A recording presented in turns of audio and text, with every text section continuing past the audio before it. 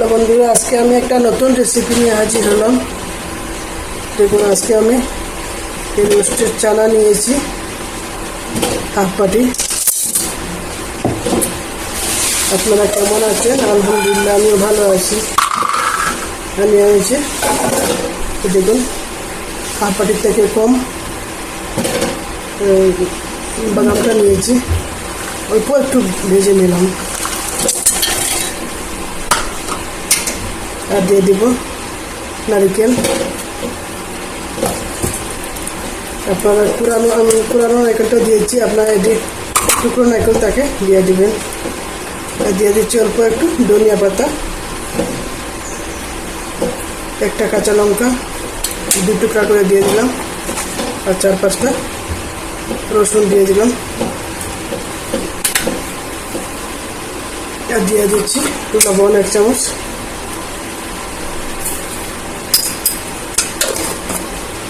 অল্প একটু জল দিয়ে গ্রাইন্ড করে আনবো। এই দেখুন, হয়ে গেছে, ঢেলে নিচ্ছি।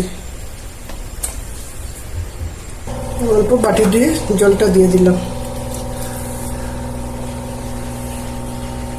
প্যানটা গরম হয়ে গেছে, দিয়ে দিচ্ছি অল্প একটু সরষের তেল।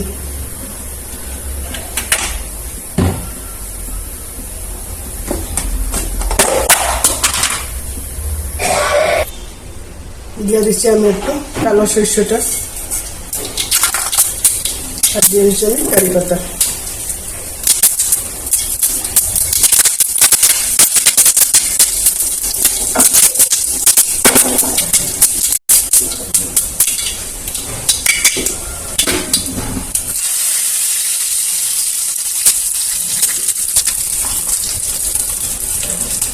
আমি যেরকম বানাচ্ছি আপনারা এরকম বানিয়ে খেয়ে দোসার সঙ্গে। আমি দোসার বেটারটা আমি বানিয়েছি, কিন্তু আপনারা দোসার বেটারটা আছে বলে আমি অনেকটা রেসিপি দিকে দিলাম।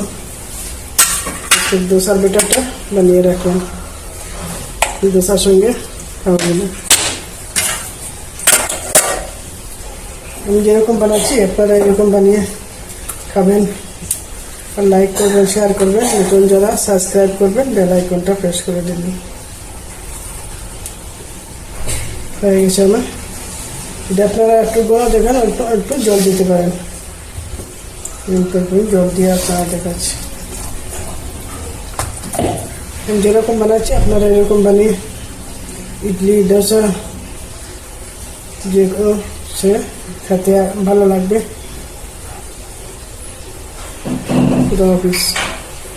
দেখুন, আমার বেটারটা হয়ে গেছে, দেখাচ্ছি। আমি যেরকম বানাচ্ছি এরকম বানিয়ে খাবেন। খুদা হাফিজ।